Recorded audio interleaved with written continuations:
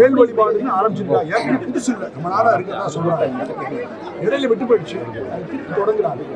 இன்னைக்கு இருக்கிற கூட்டத்தில் அடுத்த வருஷம் இருக்கும் இன்னொரு சைபர் போடணும். இன்னைக்கு ஒரு 5000 பேர் வந்தாங்க, நாளைக்கு 5 லட்சம் எதிர்பார்க்குறோம்.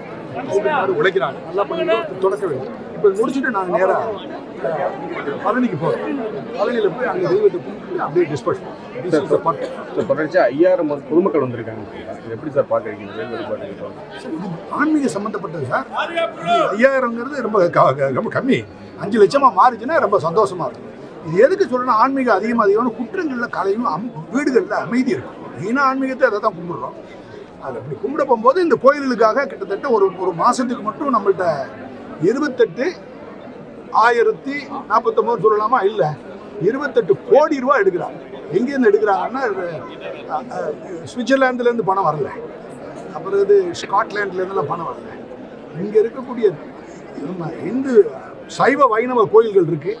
அந்த கோயில்களுடைய பழங்காலத்தில் எடுத்து வச்ச சொத்து எல்லாரும் தவறுதலா உண்டியலில் போடுற காசு. உண்டியலுங்கிறது சொற்ப காசு. உண்டியல் எத்தனை லட்சம் வந்தால் கூட, கோடி வந்தால் கூட சொற்பம். ஆனால் சொத்துக்கள் மூலமாக வரக்கூடிய வருமானத்தை ஒரு மாதத்துக்கு எடுத்து எவ்வளோ எடுத்துக்க, 28 கோடியும் எடுத்துட்டு ஒரு 49 லட்சமும் எடுக்கிறாங்க. நம்ம என்ன சொல்கிறோம், 1 கோடி எடுங்க, 1 கோடி எடுங்க ஒரு மாதத்துக்கு. ஒரு நாளைக்கு 3 லட்சம் ரூபாய் எடுங்க. மிச்சம் 27 கோடியை திருப்பி எங்கிட்ட கொடுத்துடணும். காரணம், கோயில்களில் இருக்கக்கூடிய மெயினாக ரொம்ப ரொம்ப ரொம்ப ரொம்ப முக்கியமான எவ்வளவு வழிபாடு பண்ணாலும் ஆனாலேருந்து அக்கண்ணா வரைக்கும் செய்கிறவங்க அர்ச்சகர். அதுக்கு வேற கணக்கில் நீங்கள் போயிடக்கூடாது, அது சர்ச்சையை உண்டாக்கும். மொத்தத்தில் அர்ச்சகர் எத்தனையோ அர்ச்சகர் இருக்காங்க. அந்த அர்ச்சகர்களுக்கு ஆனாலேருந்து ஆவணா வரைக்கும் அக்கண்ணா வரைக்கும் அவங்க தான் பண்ணுறாங்க. மற்றதெல்லாம் பின்னாடி. இந்த அர்ச்சகர்களுக்கு கிட்டத்தட்ட 12,000 அர்ச்சகர்களுக்கு மாதத்துக்கு 1000 ரூபா கூட கொடுக்க முடியாமல் இருக்கிறாங்க. அப்படின்னா ஒரு நாளைக்கு 1000 30 வகுத்து பார்ப்போம். கொடூரமான உச்சக்கட்டம். இவர்கள் அனைத்தும் சொல்றது, நான் எல்லாம் முருகன் பக்தர், முருகன் ஐயாவுக்கு முன்னாடி வச்சக்கூடிய தெய்வ சத்தியம் சத்தியம் சத்தியம் சத்தியம். 28 கோடியே 49 லட்சம் ரூபாய் எடுத்துட்டு பாலிடிக்ஸே பேசல. நல்லா கவனிங்க, இந்த 28 கோடியும் நாங்க நாள் முழுக்க சாப்பாடு போடுறோம் நாங்க அப்படிங்கிற வார்த்தையை அவங்க தவிர்க்கணும். அதே மாதிரி HRNCயோட லேண்டு அப்படின்னு சொல்லி ஒரு மாயையை கிளப்பி பொய்யை உள்ள கொண்டு வர்றாங்க. HRNCக்கு ஒரு கோயிலில் வச்சு சொல்றேன், கொஞ்சம் மன்னிக்கணும், ஒரு விளக்கமாறு சொத்து கிடையாது. ஒரு விளக்கமாறு சொத்து கூட கிடையாது. சொத்துக்கள் அனைத்தும் ஈஸ்வரனோட சொத்து, வைணவ தெய்வங்களுடைய சொத்துக்கள். இந்த சொத்து தான் ஏற்கனவே சொன்ன டேட்டா தெரியல எல்லாருக்கும். 4,78,000 கணக்கு. ஆனால் அது டபுள் த ரேட் வரும். அவர் பிஜேபி பிரசிடென்ட் கூட ஒரு 5 ஆக்சுவலாக 1959 ரெக்கார்டை பார்த்தா டபுள் த ரேட் போகுது. இருக்கட்டும், 4,78,000 ஏக்கர் நிலத்தில் வரக்கூடிய வருமானம் எவ்வளோன்னு பார்த்தீங்கன்னா அதுக்கே போகாதீங்க. அதுக்கடுத்து 33,658 கிரவுண்ட் பில்டிங் இருக்கு, அதுக்கும் போகாதீங்க. 22,600 வேக்கண்ட் லேண்ட் இருக்கு. அந்த வேக்கண்ட் லேண்ட்ல வாடகை பாக்கி இருக்கு. அது போன வருஷம் மட்டும் 8 மாச பாக்கி மட்டும் 151 கோடி ரூபாய். அதனால மிகப்பெரிய பணக்காரங்க இந்தியாவிலே, மிகப்பெரிய பணக்காரங்க எந்த ஸ்டேட் எடுத்தாலும் மிகப்பெரிய பணக்காரங்க நம்மள்ட்ட இருக்கக்கூடிய சைவ வைணவ கோயில்கள் தான் பணக்காரங்க. ஆனா அதை எடுத்து நாங்க போடுறோங்க போது சர்ச்சைகள்லாம் வருது. அந்த வார்த்தைக்கு நான் வரவில்லை. அப்ப அதெல்லாம் வேண்டாம். மொத்தத்துல தவறான தகவல்களை இந்த மந்திரிமாரோ யாரோ புதுக்கோள் கூட அவங்க டிவியில வச்சுட்டு அரசாங்கம் செய்து அரசாங்கம் ஒரு மண்ணாங்கட்டியும் பண்ணல. இங்கட்டி அப்படின்னு அர்த்தம். அந்த மண்ணாங்கட்டி ஒண்ணுமே கிடையாது, ஒரு பைசா கிடையாது. சத்தியம் சத்தியம் எல்லா ரூபாய் தெய்வ விக்கிரன் இறைவன்டேந்து வரக்கூடிய பணம் தான். அதை நீங்க புரிஞ்சுக்கணும். இது போக 28 கோடியே 49 லட்சத்தை வச்சு கோயிலை நடத்துறா சொல்றான். இல்ல, கிட்டத்தட்ட 2,000 பேர் 1,300 பேர் எம்ப்ளாயி இருக்காங்க. 2,000 பேருக்கு வேண்டிய சம்பளம், வீடு, ஒவ்வொரு ஜாயின்ட் கமிஷன் இது யாருமே செய்ய மாட்டேங்கிறாங்க. தமிழ்நாட்டில் இருக்கக்கூடிய ஒவ்வொரு ஜாயின்ட் கமிஷனர், அடிஷனல் கமிஷனர் வீட்டில் அன்னன்னைக்கு என்ன வாங்குறாங்க, கறி வாங்குறாங்க, காய்கறி வேற கறியெல்லாம் வாங்குறாங்க, சிலிண்டர் வாங்குறாங்க, துணிமணி வாங்குறாங்க, பிள்ளைகளுக்கு பள்ளிக்கூடம் வாங்குறாங்க, வீட்டு லோன் அடைக்கிறாங்க. எல்லாமே அரசு பொதுமக்களோட வரிப்பணம் இல்லவே இல்லை. இது ஒரு பெரிய வர மறைக்கிறது இந்த திருப்பணிங்க. திருப்பணியை HRNC செய்யறதுக்கு வேண்டிய அருகதையே கிடையவே கிடையாது. நீங்க ஒரு ஆள் கூட கேட்க மாட்டீங்க. இன்னிலிருந்து கேளுங்க, மெட்ராஸ்ல சட்டையை பிடிச்சி கேளு. திருப்பணி யார் பண்ணணும் அப்படின்னா, திருப்பணினா என்னதான் குடமுழுக்க HRNC பண்ணலாம். ஆனா கோயிலோட புதுப்பிக்கிறீங்கன்னா நல்லபடியா செய்யுது. அந்த ஸ்டேட் ஆர்கியாலஜி டிபார்ட்மெண்ட் தான் பண்ணணும். அவங்க தான் நியாயமானவங்க. அவங்களும் கவர்மெண்ட்ல தானே இருக்காங்க. அவங்களும் தமிழ்நாடு கவர்மெண்ட்ல அவங்ககிட்ட அதை கொடுத்துட்டு குடமுழுக்க மட்டும் தான் அவங்க வந்தாங்கன்னா கல்வெட்டுகள் கொஞ்சம் பாதுகாப்பாங்கிற ஒரு நம்பிக்கை எனக்கு இருக்கு. அதனால அவரை பத்தி நீங்க இங்க பேசிட்டீங்கன்னா சார் அழியக்கூடியவங்க பொன்மாணிக்கவேல், யாரோ ஒரு பாபு, எட்வர்ட், MK ஸ்டாலின், ராமேஸ்வாமி எல்லாமே அழியக்கூடியவங்க. இன்னைக்கு இறைவன்ட்ட நான் ஏதாவது தப்பரா வெளியே பேசியிருக்கேன்னா, இறையில சம்பந்தம் தெய்வ வழிபாடு ஒண்ணு. முதல் திருக்கோயில்களை பத்தி பேசுங்க கேட்கிறேன். திருக்கோயிலுடைய தெய்வ விக்கிரகங்கள் திருமணிகளை பத்தி கேளுங்க. மூணாவது, கோயிலை நடத்துறது ஆனால இருந்து A to Z செய்யக்கூடிய தெய்வ சத்தியமா அந்த அர்ச்சகர்கள் கொடுக்குறீங்க. நான் 100 முறை சொல்லிட்டேன். சம்பளம் கொடுக்க யோகிதை இல்லாத ஒரு எம்ப்ளாயின்னா நம்மளோட கூலிக்காரங்க யாரும் அரசாங்கத்தை கூலிக்காரங்க கூலிக்காரங்க வருவார். டேரக்டா அவர் சொல்ல முடியாது. ஏன்னா சம்பளம் அவர் கோயில் இருக்குது. ஆனா நீங்க யாரும் பேசுறீங்க தெரியாது. அந்த ஆளோட சம்பளம் 1,50,000 35,000 கோயில்ல இருந்து வருது. 25,000 நம்ம கொடுக்குறோம். கோயில்ல இருந்து காருக்கு மட்டும் அவருக்கு கொடுக்குறோம். அவருடைய பிஏக்கு ஒரு என்னவா கார் கூட நேரமா ஒரு பிஏ ஒரு கிளாக்குக்கு இங்க பணம் போகணுமா? ஒத்தனம் இல்லாம இருக்கு. எலி ஓடுது, பெருச்சாலி ஓடுது, தெய்வத்தை சுத்திட்டு வசதியான கோயில். இந்த வசதி இல்லாத 10,652 கோயில்கள் இருக்கு.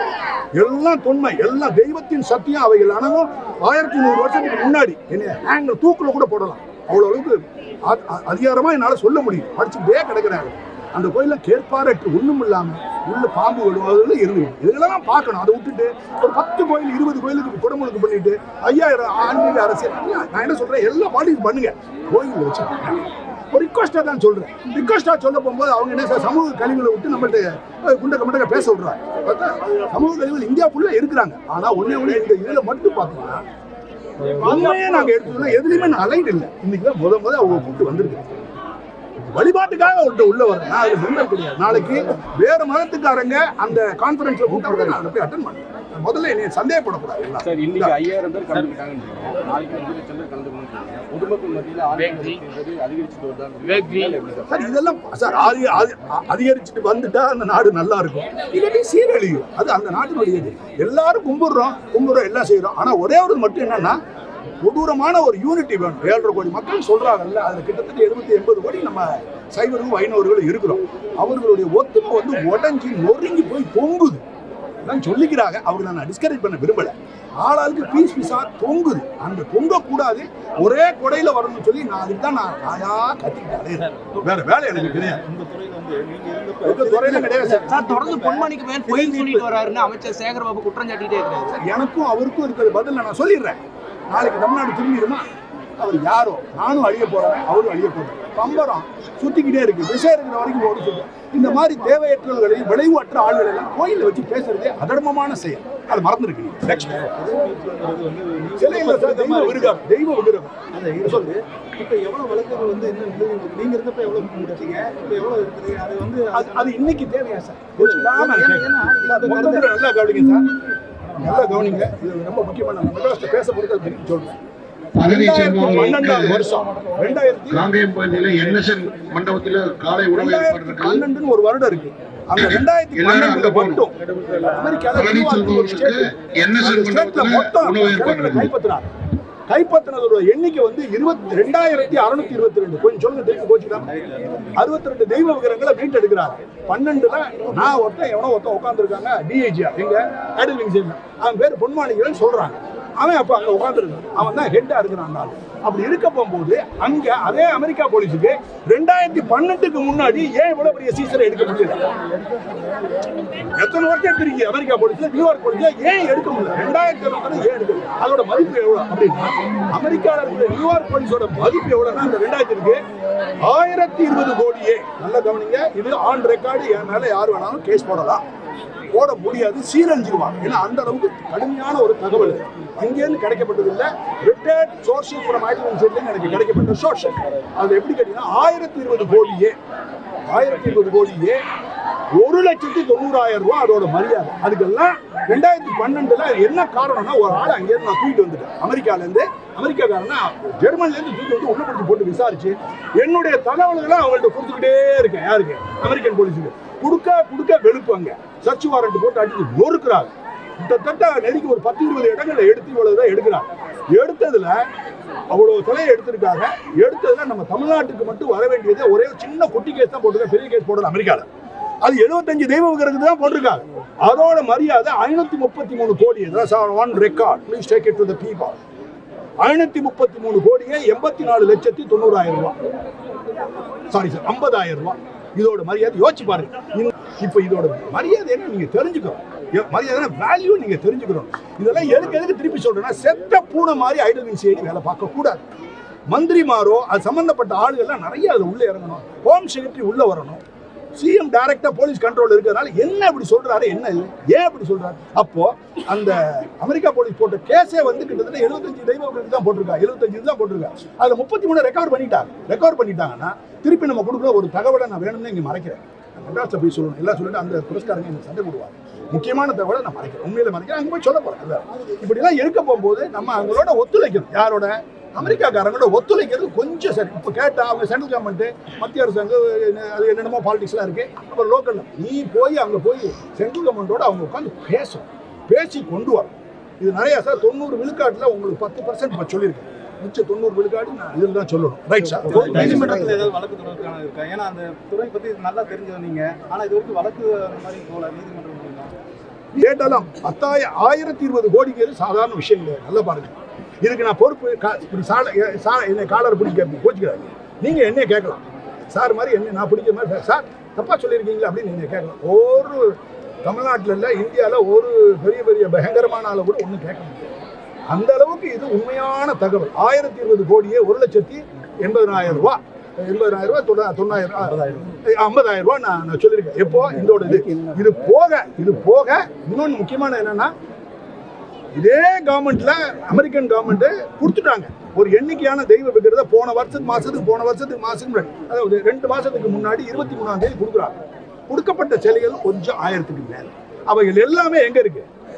வாஷிங்டன் டிசியில இருக்கு, வெட்டியா இருக்கு. அதை கொண்டு வர வேணாமா? 2 மாசம் ஆயிடுச்சுல, அடிச்சு வெரட்ட வேணாமா? கிடைச்சிருச்சுடா. அதுல ஒரு நம்மளுக்கு எப்படி இருந்தாலும் 10-15 கிடையாது. நம்ம தமிழ்நாட்டுக்கு சேர்ந்தவைகள் வரும். இதெல்லாம் வெரைட்டி அடிச்சுவாங்க. மொத்தத்தில் ஐடல் வின்சிஐடி கொஞ்சம் செத்த பூனையா இருக்குது. அவங்க மேல குறையெல்லாம் சொல்லலை, குறை சொல்லி தலையை வசிக்க போறேன் ஒன்றும் இல்லை. வெளிச்சுக்கோ, தூங்காத, மொழி தெரியாத ஆளுகள் அங்கே போடக்கூடாது. திருப்பி உண்மாணிக்கவே மொழி பிரச்சனையை கிளப்புகிறேன். வெட்டியானது. நான் மொழியை ஏன் சொல்றேன்னா, என்னைய கொண்டு போய் ராஜஸ்தான்ல போட்டீங்க வேலை பார்த்தா நான் என்ன செய்வேன்? ராஜஸ்தான்ல எனக்கு மொழி தெரியாது. அரபம் தெரிஞ்சா கூட கொஞ்சம் மாத்திரம் தெரியும். உள்ள நெஞ்சுக்குள்ள உள்ள போய் பார்த்தா மனசுக்குள்ள அந்த நாட்டுக்கு உழைக்கக்கூடிய எண்ணங்கள் எனக்கு கொஞ்சம் கம்மியா இருக்கும். காரணம் கல்ச்சரே வேற. அவனுடைய ரேஸ் வெள்ளத்தோடு, நான் கருத்தவன், அவன் வேற, நான் வேற, மீச லொட்டு லொசுக்கு, தமிழ் மொழி கலாச்சாரம் எல்லாமே வேற. அதே இதுல நான் இங்க இருந்தேன்னா முண்டி முடிச்சுட்டு வருவேன், எனக்கு உந்தல் கிடைக்கும். இப்படி வரலாறு தெரியாத பண்பாடு, நம்ம தமிழ் பண்பாடு படிக்கிறதுக்கு வாய்ப்பு இல்லை, வேணுமே இல்லை. அவங்களுக்கு வாய்ப்பு கிடையாது. உத்தரப்பிரதேசக்காரங்களை கொண்டா நீங்க போட்டு பீகார்காரங்களை போய் போட்டீங்கன்னா என்ன செய்வாங்க? அவங்க யாரை போய் போடுறீங்க? 13 பேரை சுட்டு விட்டாங்க தூத்துக்குடியில். அவரை கொண்டு அங்கே போட்டு டிஜிபியா போட்டால் என்ன நடக்கும்? மதுரையில் இருக்க போகும்போது ஒரு ஹோட்டலுக்கு மட்டும் 4,4 லட்சம் ரூபா பாக்கி இருக்கு, சில்லற ஓசி கறி சாப்பிட்டதுக்கு. இதெல்லாம் பச்சையா சொல்றேன். வெட்கத்தினுடைய உச்சக்கட்டம். நல்ல அதிகாரிகளை, உத்தமன, மிகச்சிறந்த ஆளை, அவ்வளோ நேர்மையான ஆளுகளை போட வேண்டிய டிபார்ட்மெண்ட் உச்சக்கட்ட நேர்மையில இருக்கணும். டீயை கூட ஒரு 10 பைசா டீயை கூட இன்னொரு ஆள்கிட்ட எடுக்கக்கூடாது. டீயில் தான் பச்சை தண்ணியை கூட ஒரு காலத்தில் நான் சொல்லியிருக்கேன். ஒரு எஸ்பி ரிட்டையர் ஆயிருக்காரு தமிழ்பேட்டில், அவர் பேரை பச்சை தண்ணி மாணிக்கமா.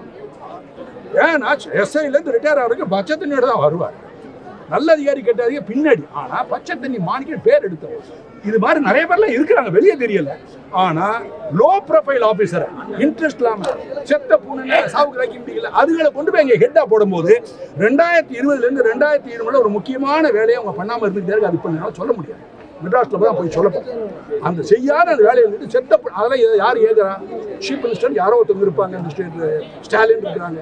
அவங்க தான் அவங்களை பிடிச்சி கேட்கணும். அவங்களுக்கு இதுல இன்ட்ரெஸ்ட் இல்லை, என்ன காரணம் அப்படிங்கிறது நீங்க தான் பார்க்கணும். அதாவது அவரால் கண்ட்ரோல் பண்ணக்கூடிய ஒரு டிபார்ட்மெண்ட் எத்தனை கோயில் இருக்குன்னு உங்களை நாங்கள் பிரஸ்ஸை கேட்டேன். சத்தியமா உங்களால் சொல்ல முடியாது.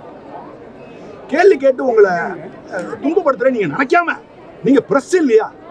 கோயில் எத்தனை கோயில் உங்களுக்கு தெரிய வேணாமா? அப்ப தெரியும்னா அந்த கோயில் எத்தனை கோயில் உங்களுக்கு சொல்ல வேணாமா? சொன்னா தானே உங்களுக்கு தெரியும். எல்லாம் ரைட் இன்ஃபர்மேஷன் கேட்க முடியும். அப்போ 38,658 கோயில் அவங்க கையில வச்சிருக்காங்க. எடுத்துட்டு நான் ஆட்சி செய்வேன். ஆனா ஒரு கோயில்ல கூட நான் வரமாட்டேன்னா உச்சக்கொட்டை இம்மொராலிட்டி, அதர்மத்தினுடைய உச்சக்கட்டம்.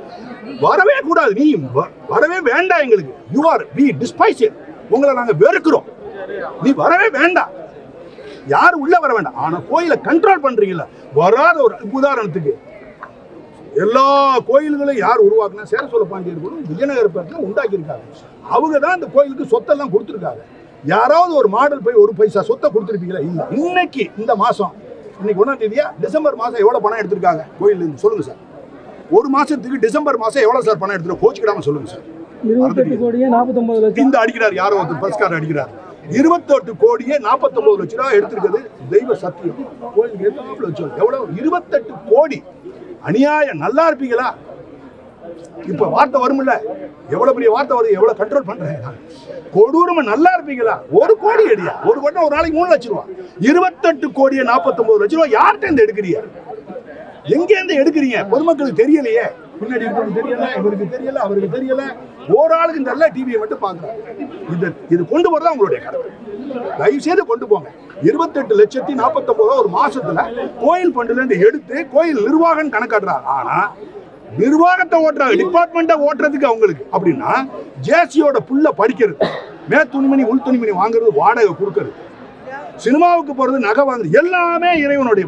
ஆனா ரெவன்யூ டிபார்ட்மெண்ட் அப்படி கிடையாது. போலீஸ் டிபார்ட்மெண்ட் அவங்க மக்கள் வரி பணத்தில் சார். இவங்க மக்கள் வரி பணம் கிடையவே கிடையாது. இதை தயவு செய்து புரிஞ்சுக்கணும். பல இடங்கள்ல நான் லிப்ட்ல இறங்க போகும்போது டாக்டர்ஸ் 4 பேர் ஃபேமிலியை பார்க்குறேன் சார், உங்களுக்கு இந்த கேள்வி கேட்குறேன். திருப்பி மக்கள் வரி பணம்ன்றாங்க. ஹைலி எஜுகேட்டட் பீப்புள், சீரியஸான பீப்புள், ரிட்டையர்ட் ஐஏஎஸ் ஆஃபீஸர் கேட்க அவங்க என்ன சொல்றாங்க? மக்கள் வரி பணம் தவறா செய்யறாங்க. அதை கொஞ்சம் பார்த்தது நீங்க தான் கொண்டு போய் கிடையாது. இந்த பணம் அவங்களுடைய பணம் இல்ல, கோயிலோட பணம்.